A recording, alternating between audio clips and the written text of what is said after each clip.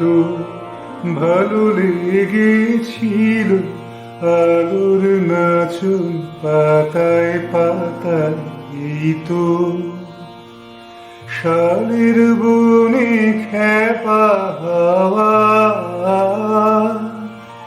এই তো আমার মনকে মাতায়, এই তো ভালো লেগেছিল আলোর নাচন পাতায় পাতায়, এই তো। রবীন্দ্রনাথ জীবনকে ভালোবেসেছিলেন মনে প্রাণে। বলেছিলেন, মরিতে চাহি না আমি সুন্দর ভুবনে, মানবের মাঝে আমি বাঁচিবারে চাই।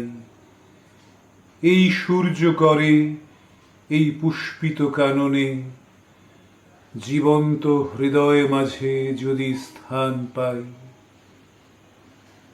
কিন্তু সেই সঙ্গে তিনি কি এও উপলব্ধি করেছিলেন, কল্লোল মুখর দিন ধায় রাত্রি পানে, উচ্ছল নির্ঝর চলে সিন্ধুর সন্ধানে, বসন্তে অশান্ত ফুল পেতে চায় ফল, স্তব্ধ পূর্ণতার পানে চলিছে চঞ্চল।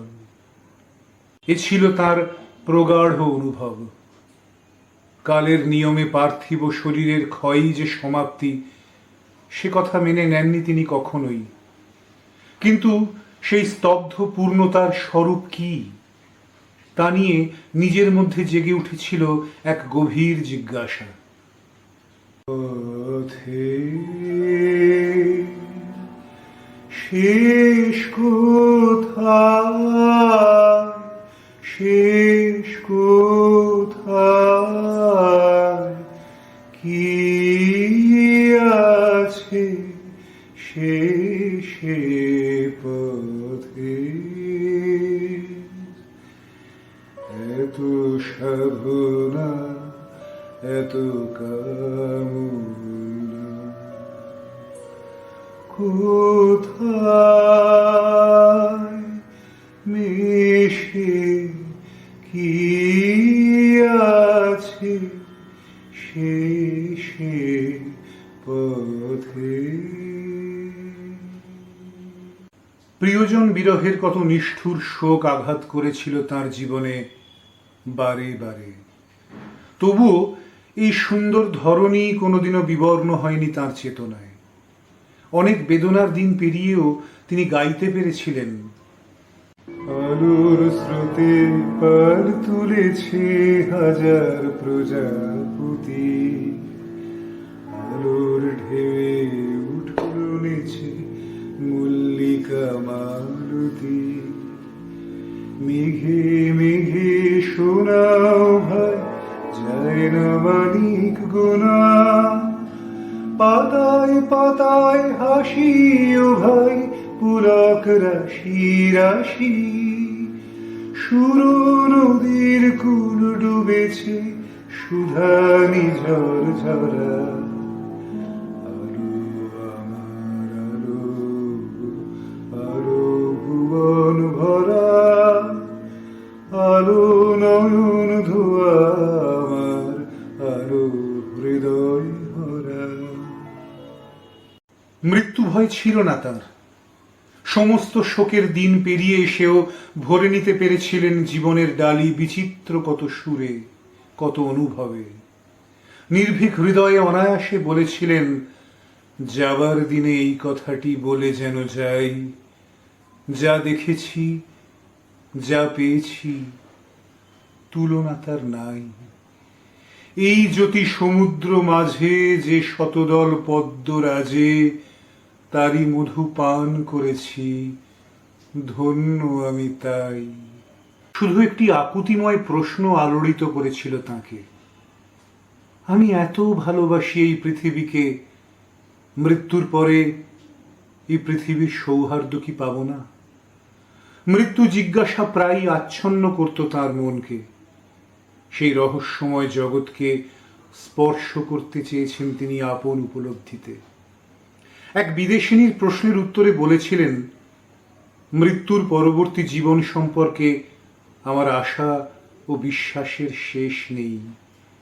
তাঁর রচিত কবিতা গান শুধু তো সুন্দর শব্দরাজির বিন্যাসই নয়, তার অনুভূতির প্রতিফলন। কবি মানুষে মৃত্যু পরবর্তী জীবনের একটি রূপ আঁকা ছিল, যা বাহির হইতে অন্তঃপুরে প্রবেশ, কর্মশালা হইতে মাতৃক্রোড়ে আত্মসমর্পণ।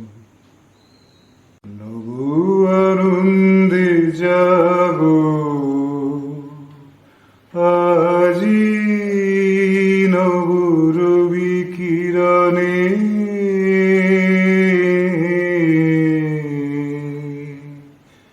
শুভ্র সুন্দর প্রীতি উজ্জ্বল নির্মল জীবনে নব আনন্দে জাগো আজি। একদা অন্তরঙ্গ প্রিয়জনেদের কাছে যাচাই করে নিতে চেয়েছিলেন এই বিশ্বাসকে। তাদের আহ্বান করেছেন বহুবার, এসেছিলেন তারা কোনো নিরবয়ব লোক থেকে। কিন্তু কেমন করে এই অসম্ভব সম্ভব হয়েছিল? পৃথিবীর মানুষের স্পর্শ, শ্রুতি, ঘ্রাণের সীমিত অঞ্চল থেকে মৃত্যু তো কবেই মুছে দিয়েছিল তাদের। তবু বুঝি এসেছিলেন তারা, এসেছিলেন রবীন্দ্রনাথের বন্ধুকন্যা উমার মাধ্যমে। কৃষাঙ্গী সুন্দরী খ্যাতি ছিল তার কাব্য রচনায়, আর ছিল এই বিরল ক্ষমতা পরলোকের জীবনের সঙ্গে সংযোগ সাধনের। খাতা কলম নিয়ে বসতেন মেঝেতে, তাকে ঘিরে থাকতেন কবি ছাড়াও রবীন্দ্র ঘনিষ্ঠ আরো অনেক বিশিষ্ট ব্যক্তি, অবনীন্দ্রনাথ ঠাকুর, নন্দলাল বসু, প্রশান্ত মহলানবিশ, মোহনলাল গঙ্গোপাধ্যায়, অমিয় চক্রবর্তী প্রমুখ। তারা দর্শক, প্রশ্নকর্তা স্বয়ং রবীন্দ্রনাথ। প্রশ্ন করার সঙ্গে সঙ্গে অসম্ভব ক্ষিপ্র বেগে উমাদেবীর হাত দিয়ে লেখা হয়ে যেত উত্তরগুলি। জীবন মরণে সীমানা ছাড়ায় বন্ধু হে আমার রয়েছ দাঁড়ায়। জীবন মরণে সীমানা ছাড়ায় মোর হৃদয়ের বিজন আকাশে তোমার মহাশন আলোতে ঢাকাশে। গভীর কি আশায় নিবিড় পুলকে তাহার পানে চায় দুবাহু বাড়ায়। জীবন মরণে সীমানা ছাড়ায়। জীবন ও মৃত্যুর মাঝে এক সূক্ষ্ম আবরণের আড়ালে অন্তরঙ্গ প্রিয়জনদের সঙ্গে চলেছে রবীন্দ্রনাথের আলাপচারিতা। এসেছিলেন নতুন বৌঠান কবি পত্নী কন্যা মাধুরীলতা, পুত্র সমীন্দ্রনাথ, তার দুই অগ্রজ সত্যেন্দ্রনাথ ও জ্যোতিরিন্দ্রনাথ, রবীন্দ্রনাথের স্নেহভাজন, শ্রদ্ধাভাজন আরও অনেকেই, ছন্দের জাদুকর সত্যেন্দ্রনাথ দত্ত, সুকুমার রায়, কখনো বা এসেছিলেন নাম জানাতে অনিচ্ছুক কোনো আত্মা। জীবনের একটি পর্বে পরলোকের সঙ্গে এমনই ভাব বিনিময়ে মেতে উঠেছিলেন কবি। পরলোকগত আত্মার সঙ্গে তার এই প্রশ্নোত্তর পর্ব সম্পূর্ণ না হলেও অনেকখানি লিপিবদ্ধ করা আছে। নতুন বৌঠান কাদম্বরীকে বারংবার ডেকেছিলেন কবি, তার জীবনের আদি লগ্নের সেই অকালে হারিয়ে যাওয়া খেলার সাথীটিকে। কোনো কথার জবাবে কাদম্বরী দেবী বলেছিলেন, বোকা ছেলে, এখনো তোমার কিচ্ছু বুদ্ধি হয়নি। 1929 সালের কথা। কবির বয়স তখন ৬৮। কবি বলেছিলেন, এমনি করে তিনিই আমাকে শুধু বলতে পারেন,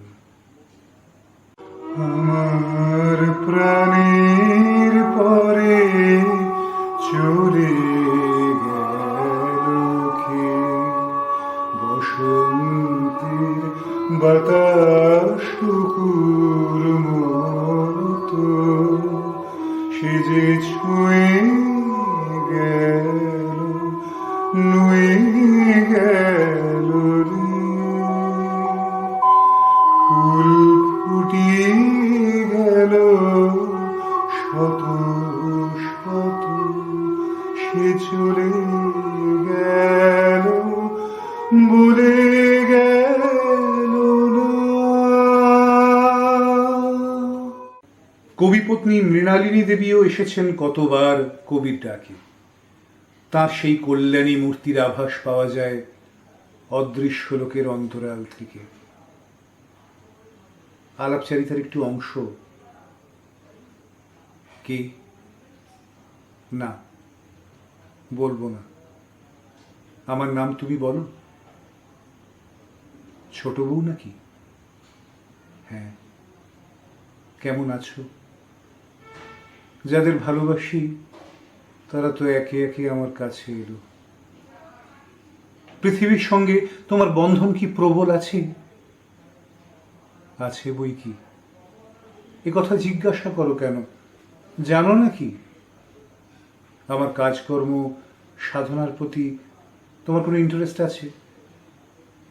আছে। আমার মন সমস্ত অন্তর থেকে তোমার কল্যাণ কামনা করে। বারবার ডেকেছেন কনিষ্ঠ পুত্র সমীকে। সে বলেছে বাবার তখনকার লেখা সেই কবিতাটি আজও তার ভীষণ প্রিয়।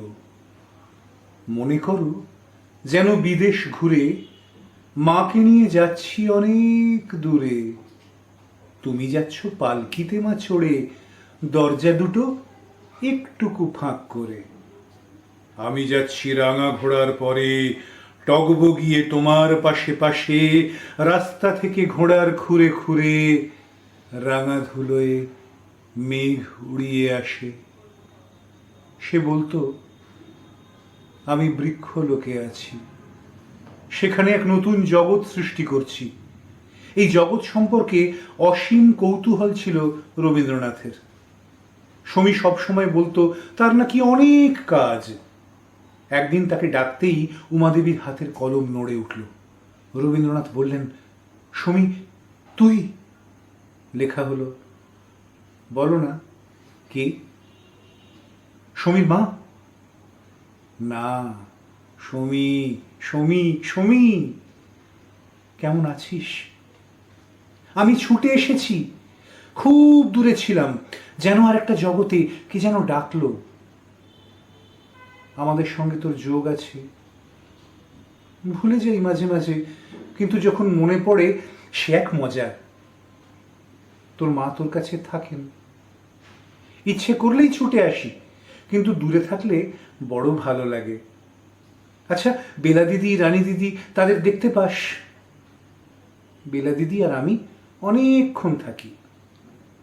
বেলা দিদির সঙ্গে ভালোবাসা আছে খুব, কিন্তু আমি তো ভারী চঞ্চল, তাই তিনি রাগ করেন। এখানকার দাদাকে মনে আছে? সব মনে আছে। মাঝে মাঝে ভুলে যাই, যেদিন মনে পড়ে সেদিন আমার ছুটির বেলা। তুমি ডেকেছিলে ছুটির নিমন্ত্রণে, তুমি তখন ছিলে বহু দূরে, কিসের অন্বেষণে তুমি আমায় ডেকেছিলে ছুটির নিমন্ত্রণে, তুমি। সুকুমার রায় ছিলেন রবীন্দ্রনাথের অত্যন্ত স্নেহভাজন। এই অসমবয়সী বন্ধুর মৃত্যুর পরে রবীন্দ্রনাথ বলেছিলেন, আমি অনেক মৃত্যু দেখেছি, কিন্তু এই অল্প বয়স্ক যুবকটির মতো অল্পকালের আয়ু নিয়ে মৃত্যুর সামনে দাঁড়িয়ে এমন নিষ্ঠার সঙ্গে অমৃতময় পুরুষকে অর্ঘ্যদান করতে প্রায় আর কাউকে দেখিনি। মৃত্যুশয্যায় রবীন্দ্রনাথের মুখে সুকুমার শুনতে চেয়েছিলেন এই গানটি। আছে দুঃখ, আছে মৃত্যু, বিরহ দহন লাগে, তবু শান্তি, তবু আনন্দ, তবু অনন্ত জাগে। আছে দুঃখ, আছে মৃত্যু, বিরহ দহন লাগে। মৃত্যুর 6 বছর পরে রবীন্দ্রনাথ ডেকেছেন তাকেও। জানতে চেয়েছেন আমার কাছে কিছু বলার আছে। আছে, বলুন আপনি। কতদিন আপনার সঙ্গ থেকে বিচ্ছিন্ন। ধর্মবিশ্বাসে পরিবর্তন হয়েছে। শুনুন, আমি যেন কি এক মহান আলোকের মধ্যে রয়েছি। আমার চোখ সেই আলোয় ডুবতে চায়, কিন্তু আমার মনের মধ্যে কি অন্ধকার। সুকুমার এও বলেছেন, আপনাকে আমার দরকার। আমি কিভাবে সহায়তা করতে পারি? আমি আজও পৃথিবীর দুঃখ সুখের সেই অজানা দেবতাকে খুঁজে মরছি। আজও তো তাকে পেলাম না। সুকুমারের মধ্যে আমরা যেন ধ্বনিত হতে শুনি এক আরতি। তিনি কবির কণ্ঠে শুনতে চেয়েছিলেন,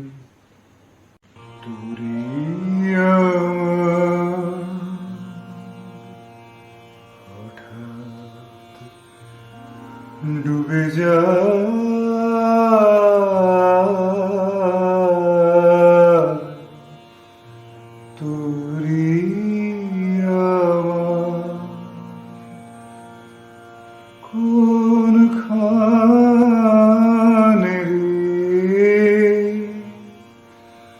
কোন পাষাণের ঘায় তুমি আমার হঠাৎ ডুবে যা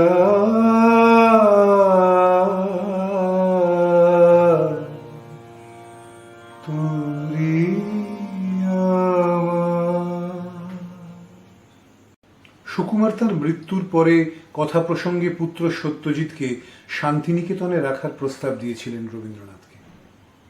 সেই ইচ্ছানুসারে সুকুমারের স্ত্রী বালক সত্যজিৎকে নিয়ে নিজেও কিছুকাল ছিলেন শান্তিনিকেতনে।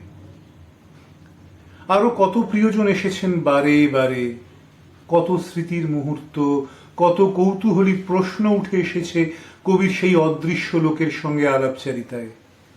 প্রামাণ্য তথ্য অনুসারে 1929 সাল পর্যন্তই চলেছিল কবির এই পরলোক চর্চা। 1930-এর মার্চ মাসে বিদেশ যাত্রা ও অন্যান্য কাজে ব্যস্ত হয়ে যাওয়ার কারণে সম্ভবত প্ল্যানচেটের বিষয়ে তার আগ্রহ কমে গিয়েছিল। আর সেই রহস্যময়ী মেয়েটি, যার আহ্বানে আত্মারা নেমে আসতেন পৃথিবীর সীমানায়, তার জীবনে হঠাৎ এলো পরলোকের ডাক। 1931 সালের 22শে ফেব্রুয়ারি মাত্র 27 বছর বয়সে উমাদেবী বিদায় নিলেন এই পৃথিবী থেকে। বিরুদ্ধ মত আছে বই কি। এই আলাপচারিতার অন্যতম লিপিকার ডক্টর অমিয়চন্দ্র চক্রবর্তীর বক্তব্য, রবীন্দ্রনাথের পরলোক চর্চা হলো মহাপৌরুষেও ছেলে মানুষই। কবি যা শুনতে চান তাই শুনেছিলেন। নিজেরই কথার প্রতিধ্বনি তাকে মুগ্ধ করেছে। তাই পরলোক থেকেও তার প্রিয় বৃক্ষলোকে সংবাদই এসেছে। উমাদেবী সম্বন্ধে ডক্টর চক্রবর্তী বলেছেন, তিনি ছিলেন অসামান্য মহিলা, কিন্তু অবচৈতন্যের বেগ এবং স্নায়বিক কোনো আশ্চর্য শক্তি পরলোকের প্রামাণিক নয়। আমরা সামান্যজন দাঁড়িয়ে রয়েছি জানা অজানার সীমান্তে। মাথার উপরে বিস্তীর্ণ আকাশ, চিরস্তব্ধ এক নীল জবনিকার মতো, আমাদের সমস্ত আকুল প্রশ্নের সামনে নিরুত্তর। তাই দ্বিধান্বিত আশায় বারে বারে শুধু কবির সুরের অনুরণনী বাজে,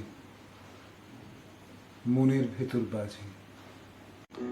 শেষ নাহি যে শেষ কথা কে বলবে, শেষ নাহি যে শেষ কথা কে বলবে, আঘাত হয়ে দেখা দিল আগুন হয়ে, আগুন হয়ে জ্বলবে, শেষ কথা কে বলবে, শেষ নাহি যে শেষ কথা কে বলবে।